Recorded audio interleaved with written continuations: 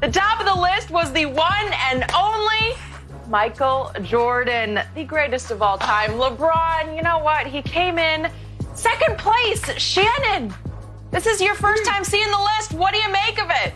First time? I'm trying to figure out, okay, which one of these guys, Jenny, on that top 10 list can still add to their resume? You let me know which one. Let that sink in for just a second. The man that finished number 2 on this list, everybody else has been retired at the bare minimum for how long, Skip?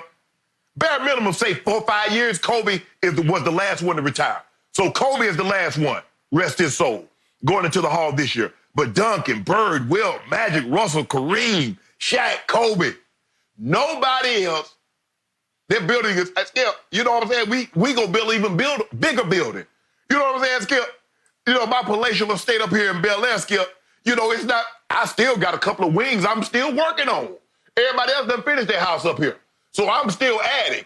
So when we redo this list in a couple of years, everybody on ESPN gonna know what I know to be true right now. But let's be real, Skip.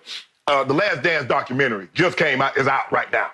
Do you actually think the network that's airing the Last Dance documentary is gonna have this subject number 2 or number 3 on the list? Stop playing, Skip. You know better. But you know what, Skip? Today I feel good because all I know is this.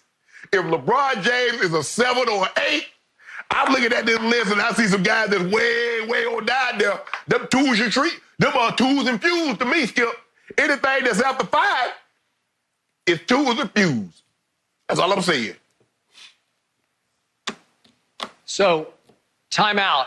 I thought you just previewed at the top of the show that if LeBron wasn't number 1 on this list, you were going to tear your office down, or what were you going to do? I don't see that. I don't hear that.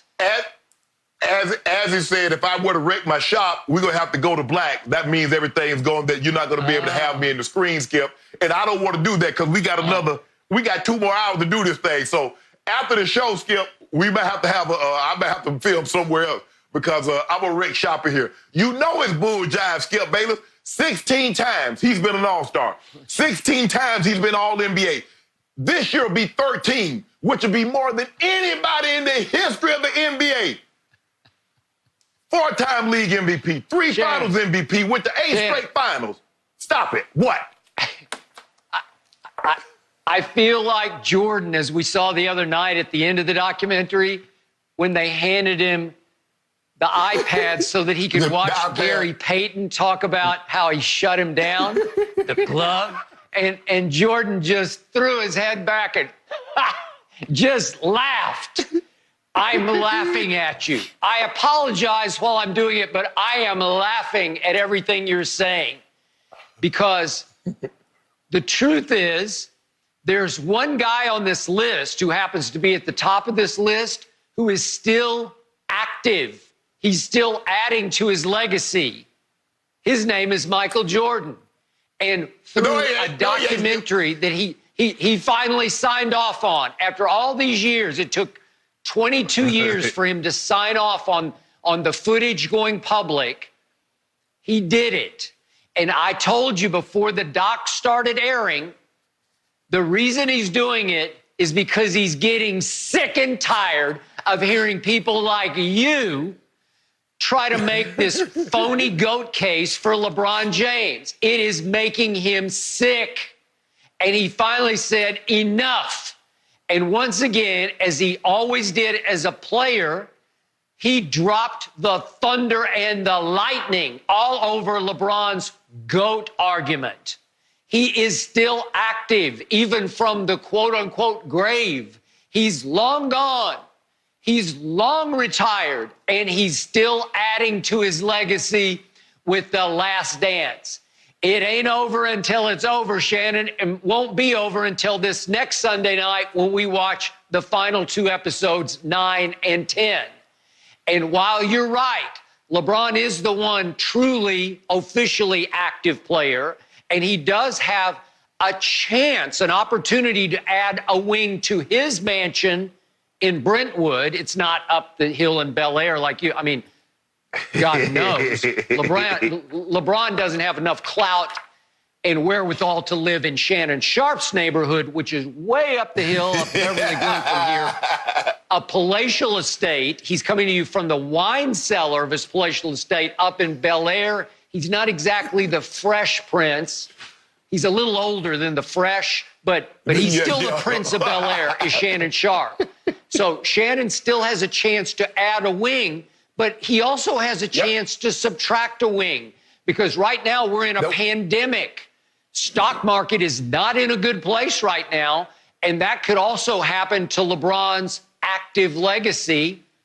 He could also blow it. He could, who knows, dare I say, have some sort of playoff tournament clash with the Los Angeles Clippers, led by my guy, Kawhi Leonard. What if he stinks it up? What if he melts down, shrinks, disappears against Kawhi and company in some sort of July or August tournament finals of the Western Conference? Well, yeah, that could happen. So you could also subtract from your legacy. And now to your point about ESPN, obviously, yes, they're airing this documentary, but I think they would look foolish if they put LeBron number one. I think they look foolish putting him number two, but obviously he is the face of the National Basketball Association that ESPN does televise. They're one of the TV partners, obviously, along with ABC and obviously TNT. They're obviously with ABC. And so they had to make sure that they're politically correct by putting LeBron number two. But here start my problems. And I'm not second-guessing this. I first guessed it last week, Shannon Sharpe. We put out, I can't remember if you did it, but I divulged my all-time top 10 list. Was it last week or maybe even the week before? A couple of weeks ago. Yeah, last week. It was last week. And it was last week, I believe. So on my top 10 all-time list, I had, obviously, Michael first. I had Magic second and Shaq third on my list. So I'm not being a hypocrite here. This isn't 2020 hindsight. I had Shaq third. I also had Kobe seventh, and I had LeBron ninth. Shaq third, Kobe seventh, LeBron ninth. So how in good conscience can ESPN's list put Kobe ninth and Shaq 10th and LeBron second? Easy. Shannon, Because I'm sorry, that's just wrong. That's just so wrongly wrong, because Shaquille O'Neal was better than LeBron James. I'm going to say it again. Stop now. Stop. I was there. Stop, Skip. Stop. I covered these games. I watched it from the front row, from press row. I saw Shaq in all his dominant glory. And to this day, I've told you, I've said it many times right here on Undisputed, Shaquille O'Neal, for that three-peat stretch, 2000, 2001, 2002, was the most unstoppable offensive force, I'm talking about force, that we've ever seen in the history of basketball. I told you it was not pretty. It was almost impossible to referee, because nearly every play was block, charge, block, charge. I don't know. He played football against people who were trying to play basketball, and nobody could stop him. And that first year in 2000, Shannon, Shaquille O'Neal averaged 30 a game and led the league in scoring. And he averaged 14 rebounds, and he averaged 4 assists for a big man. That's special. And he averaged 3 blocks. And he made first team all defense. Well, I don't know what more you could ask for. They destroyed everybody they played through the playoffs. My Spurs, Tim Duncan, David Robinson, they got like ragdolled, like they were just dolls full of stuffing. They just got tossed out of the way by Shaquille O'Neal. And I got you, 50% free throw shooter. But you send him to the line enough, he's still going to make 15 free throws. And he's going to foul everybody out. You only get 6, so pretty soon you're going to be down to your 12th man. Nobody can deal with him. And remember, he's having to share shots with one of the all-time no conscience shooters we've ever seen in the history of the league in Kobe Bryant. Love Kobe, yeah. But it's hard to get shots when Kobe's taking so many. And yet Shaq was the MVP that year. And 3 times Shaq was finals MVP. And 3 times he was the All-Star Game MVP. And again, if you want to penalize him for falling out of shape in his later years, if you want to penalize him for not always playing as hard as he should have been playing, you got me on that.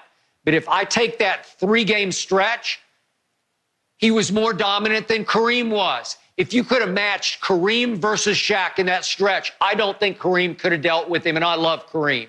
And I have Kareem 4th on my list, just 1 slot below Shaq. But I'm sorry, Shaq was more valuable and more dominating than LeBron has been. And to me, I still take Kobe over LeBron.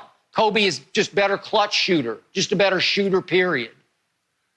Skip, the thing is with Shaq is that 3 years does not make a career. You know, Shaq did play like 18, 19 years, and we're talking about a 3-year stretch. We're talking about LeBron James that's still currently playing and is in the running. After Shaq, after 2006, I don't think Shaq was ever in the serious running for MVP. LeBron James is in the running every year for the MVP, and here he is in year 17. But Skip, if you look at from 1 through 8, what do all of them have in common? Multiple regular season MVPs. You got Jordan with 5, LeBron with 4, Kareem with 6, Russell with 5, Magic with 3, Wilt with 3, 4, Bird with 3. Multiple MVPs in the regular season. And remember, I've said this. I said it's hard for you to be the greatest with 1 regular season MVP. Skip, we don't think of anybody as the greatest in any sport with 1 regular season MVP. We don't. You go to baseball, basketball, soccer, whomever, and they obviously don't have the MVPs. They have the Golden Ball Award, or whatever they call it, the Blade on Blue or something like that, Skip. If you have multiple of those, okay, now you're getting into the discussion as the GOAT in said sport. But Shaq only has 1 regular season MVP. Kobe only has 1 regular season MVP. So when you look at all these other guys, Skip, they got multiples on top of multiples. You look at Duncan, and I know everything when people look at Duncan, and because Skip, Duncan and Kobe were kind of right there together. And it's like, Skip, all Duncan did, he wasn't fancy. He didn't have no sky hook. Basically, all he was, and Shaq named it the big fundamentals. The bank shot, the up and under. That's what he did. But Skip, he won 5 titles. He was 3 times finals MVP, and he won 2 regular season MVP. And he was a backstop, a defensive player of the year, a defensive player. So I don't have a problem with him being in front of Kobe or Shaq. And then you look at Skip, look, like I said, Wilt should basically you just take Wilt and just set him aside and say, you know what? We're not gonna do anything. Because Skip, how do you judge the numbers? He goes 50 and 25. He goes 44 and 27. He goes 25 and 25. Skip, the man averaged 30 points and 23 rebounds for a career. What do you do with that? 515 30-point games. Come on, Skip. That's almost 10. That's Shannon, 9 seasons. Almost 9. If I may say so myself, he was being guarded by a whole lot of white guys, average-sized white guys, and he was 7'1". He was 7'1", the Big Dipper, ran track at Kansas. I got you. But competition-wise, anybody who ever covered Wilt Chamberlain, and I knew several of them, they thought his intangibles were low. He did not have killer will that we see times 1,000 in Michael Jordan. He didn't have what Kobe had burning inside of him, which was the closest to Jordan's killer will that we have ever seen. That refused to lose, that psycho drive. Wilt didn't have it. He could get away with dominating, with statistically off-the-chart dominating just on sheer height and ability. But competition, no. Killer drive, killer mentality, no. Sorry. Skip, what killed Wilt is that he said this. He said nobody rooted for Goliath. Everybody rooted. So, Skip, he was in that position where, and I think it bothered him, is that nobody openly rooted for him. They always rooted for the small guy to beat him because, like you said, He was so big. He was so talented. So why am I rooting for the guy? It's kind of like when we go places, we play a team from overseas, they always root against us because they view us as Goliath. So they want Mexico or they want these other countries to beat us in said sport. That's just the way it is. But, Skip, okay, fine. Jordan, we're going to let Jordan hold this spot for another couple of years. But when we redo this, when old GOAT set that thing down, we retaliate. When we have 6 MVPs, five or six final MVPs, and we got 40,000 points, Skip, I don't really know what else to say. What am I supposed to do with those 6 finals losses that you cannot erase? Or maybe you try to. We don't want you to erase them. 6. Leave them there, because it's gonna look good. We 6-6. We went to 12 finals, and we lost 6, we won 6. Okay, and I got one last point. I'll give you any of your best year of LeBron James. I don't know which one you say is his best, those back-to-back MVP years. I'll give you LeBron for 1 year at his best. And if I take Shaq in 2000 and I say to GMs, NBA GMs, you want that LeBron for 1 year or that Shaq for 1 year, they'll all take Shaq. Trust me. He was unstoppable on both ends of the floor. Skip, I mean, you talking about take LeBron at his best year. That's like saying take Nicole Murphy and Halle Berry at their best looking appearance. And they always look good. GOAT James always been a bad man for 17 years, and you don't want to admit that. But we ain't going nowhere. We got 3 more of these years, just like this one. We got 3 more, just like this one. Sure do. Then what you gonna do? So true about Halle Berry. So true. How do you like to put it, Shannon? LeBron, he can always update his resume, right? Thank you for watching. You can subscribe here to get the latest from the show, and be sure to check out more of the best clips from Undisputed, or go watch a few other segments from our other shows on FS1.